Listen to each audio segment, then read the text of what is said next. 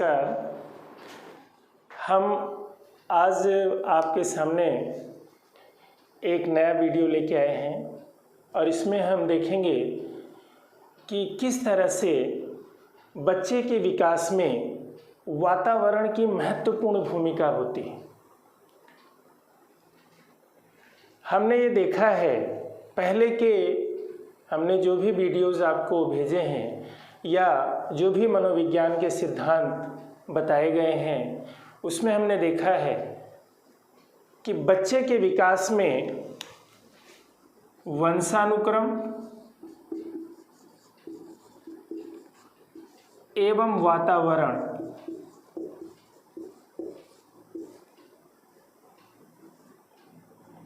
के बीच अनुक्रिया का महत्व पाया जाता है। यानी development is the result of interaction between heredity and environment, यानी दोनों के बीच इंटरैक्शन की बात मानी जाती है।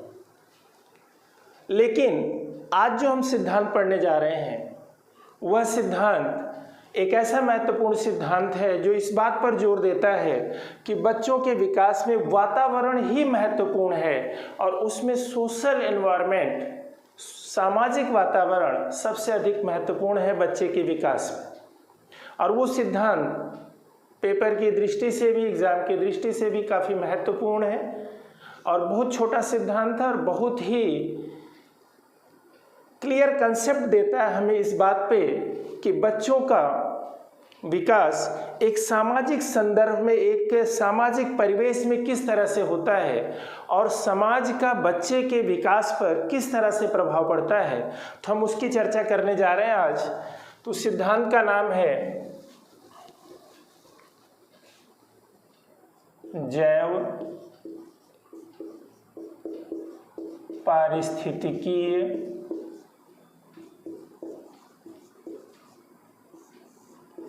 सिद्धांत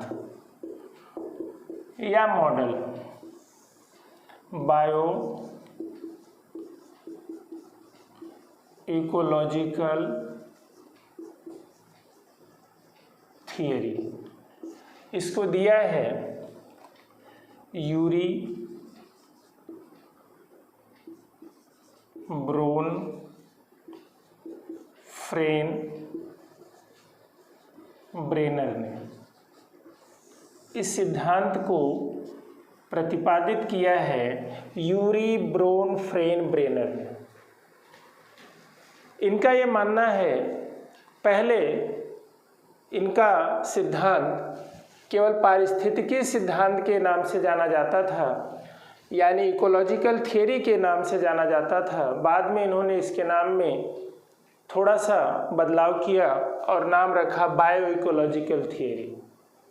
इनके अनुसार बच्चे के विकास में समाज के परिवेश का, सामाजिक वातावरण का महत्वपूर्ण रोल होता है। Social environment plays an important role in the development of children. लेकिन ये जो सोशल एनवायरनमेंट है वह सिर्फ एनवायरनमेंट कह देने से या सोशल एनवायरनमेंट कह देने से नहीं चलता, बल्कि ये सामाजिक जो वातावरण है ये कई लेयर्स में बटा हुआ है, कई मंडलों में बटा हुआ। मंडल कह सकते हैं, लेयर्स कर सकते हैं, भाग बता सकते हैं, और उसका असर बच्चे के विकास पर एक अलग अलग तरीके से पड़ता है। कहने के लिए हम एकदम कह सकते हैं कि सामाजिक के वातावरण का प्रभाव पड़ता है, लेकिन वो जो प्रभाव है वह हर मंडल का अलग अलग दिखाई पड़ता है। इस पर इस समय काफ़ी चर्चा भी हो रही है और इनका सिद्धांत काफ़ी महत्वपूर्ण भी होता जा रहा है, पॉपुलैरिटी भी इसकी बढ़ती जा रही है। और हम शुरुआत करते हैं कि इन्होंने कितने मंडलों की बात की है। इन्होंने कहा कि हमारा जो सामाजिक परिवेश जो बच्चे के विकास को प्रभावित करता है वो 5 मंडलों में बटा हुआ है, 5 सिस्टम्स हैं। उसके सेंटर में है चाइल्ड, बच्चा। अब अगर हम इसकी बात करें, इसके इन्होंने 5 लेयर्स बताए हैं, 5 मंडलों की बात इन्होंने की है। 1, 2, 3, 4 और 5। हम एक एक मंडल की बात करते हैं कि बच्चे के विकास में एक एक जो मंडल है, एक एक जो सिस्टम है, वो कैसे प्रभावित करता है बच्चे के विकास को। तो पहला मंडल हम लेते हैं, पहला सिस्टम है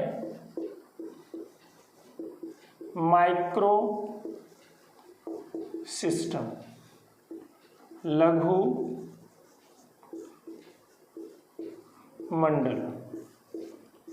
माइक्रो सिस्टम या लघु मंडल जो बच्चे के सबसे पास वाला मंडल हमें दिखाई दे रहा है, सबसे पास वाला जो भाग है, इसमें विद्यालय, स्कूल, शिक्षक,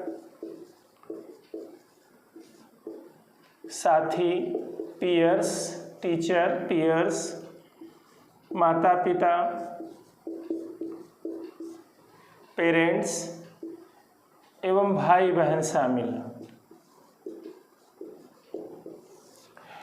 यानी इस मंडल का सीधा संपर्क बच्चे से होता है, बहुत क्लोज रिलेशंस होता है इन सभी लोगों से बच्चे का।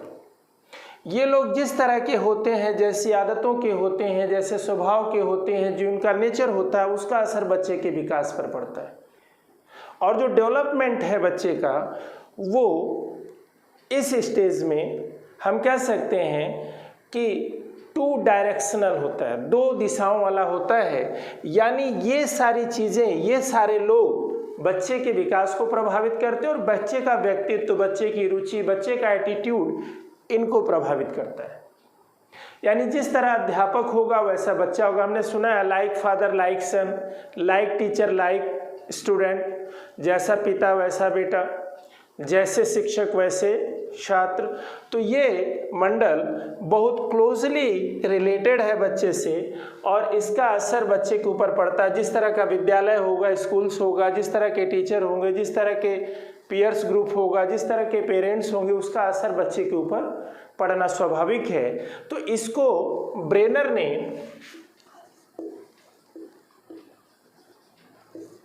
माइक्रो सिस्टम में बोला, लघु मंडल का। अब हम दूसरे मंडल की बात करते हैं। दूसरा मंडल है मेसो सिस्टम, मध्य मंडल।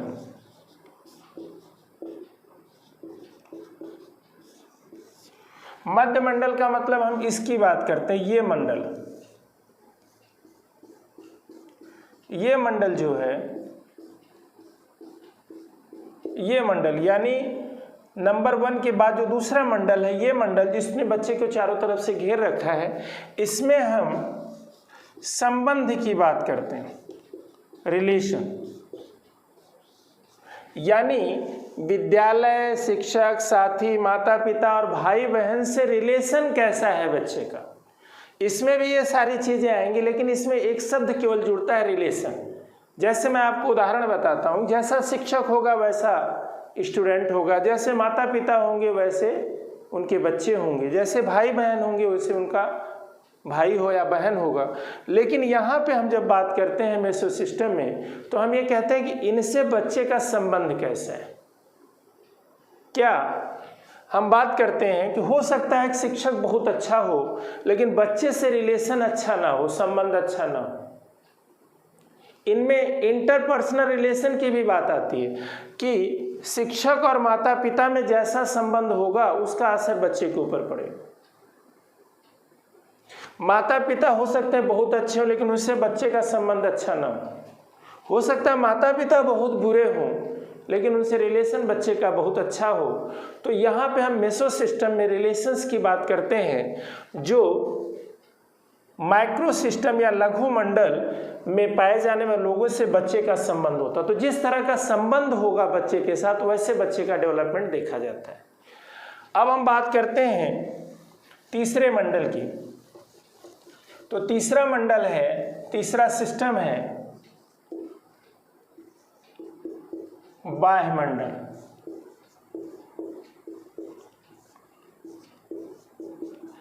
एक्सो सिस्टम। बाह्य मंडल यानी ये तीसरा मंडल, ये मंडल की हम बात करते हैं। ये जो घेरा है, ये जो सर्कल, इसका असर बच्चे के ऊपर डायरेक्ट नहीं पड़ता, इनडायरेक्टली पड़ता है, इसलिए इसे हम कहते हैं वायुमंडल। इसमें दो बातें बहुत महत्वपूर्ण आती हैं। The two important aspect, number one, working place of the parents and occupation of the parents, माता पिता का कार्यस्थल और उनका व्यवसाय। माता पिता कौन से कार्य को करते हैं उसका डायरेक्ट असर बच्चे के ऊपर नहीं है, लेकिन इनडायरेक्टली असर है। माता पिता कहाँ पे रहते हैं, निवास स्थान कहाँ है, उनका वर्किंग प्लेस कहाँ है। अब जैसे मैं एक उदाहरण बताता हूँ, दो बच्चे हैं, एक बच्चे के पेरेंट्स IAS ऑफिसर हैं और एक बच्चे के पेरेंट्स स्वीपर, दोनों बच्चे साथ में रहते हैं, तो we can see the difference of development in both the children. तो ये डिफरेंस हमें दिखेगा। तो उसकी बात इन्होंने कहा कि वायुमंडल में, जिसका डायरेक्ट असर नहीं है, जो वातावरण की बात करता है, माता पिता के कार्यस्थल और उनके व्यवसाय का जो असर बच्चे के ऊपर पड़ता है, वो हम बात करते हैं वायुमंडल में। चौथा है बृहद मंडल।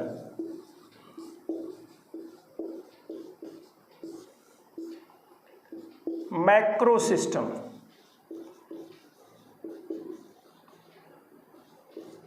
यह सिस्टम हम कह सकते हैं कि केवल बच्चे के ऊपर नहीं है बल्कि पूरे समाज के ऊपर इसका असर है। तो यानी हम चौथे मंडल की जब हम बात करते हैं तो इस मंडल को इन्होंने नाम दिया मैक्रो सिस्टम। और यह मंडल एक बड़े परिप्रेक्ष्य में, एक विस्तारित परिप्रेक्ष्य में, एक्सटेंडेड फॉर्म में बच्चों के विकास को प्रभावित करता है। फॉर एग्जाम्पल, इसमें आता है धर्म, प्रथा, रीति रिवाज,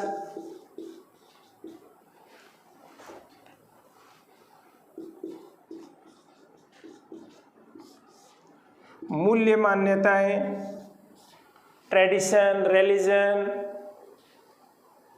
वैल्यूज़, सोसाइटी के जो ये वैल्यूज़ हैं, जो ट्रेडिशन है, जो रिलीजन है, जो कल्चर है, संस्कृति है, उसका असर बच्चे के ऊपर पड़ता है।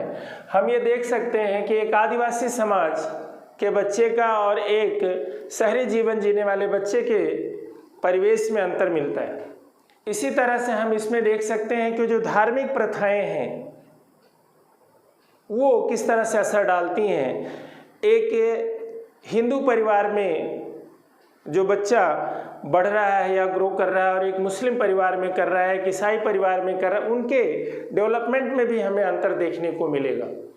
इसी तरह से कुछ मूल्य मान्यताएं और भी हमें हैं, जो ट्रेडिशन है, प्रथा है, वो जो समाज के रूल्स रेगुलेशंस हैं, उनका असर डेवलपमेंट पर बच्चे के पड़ता है। और उस तरह के डेवलपमेंट को इन्होंने बृहद मंडल या मैक्रो सिस्टम में रखा है।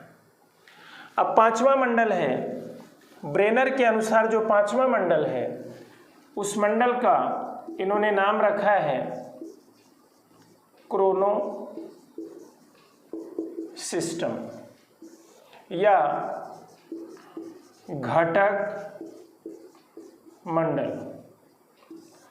घटक मंडल में हम ये कहते हैं कि समय के साथ जो चेंजेस आ रहे हैं समाज में, जैसे फॉर एग्जाम्पल बहुत पहले इंटरनेट का ज़माना नहीं था, आज इंटरनेट का ज़माना है, मोबाइल फ़ोन्स हैं। इसी तरह से हम न्यूक्लियर फैमिली की बात करते हैं आजकल, हम एक जॉइंट फैमिली की बात नहीं करते।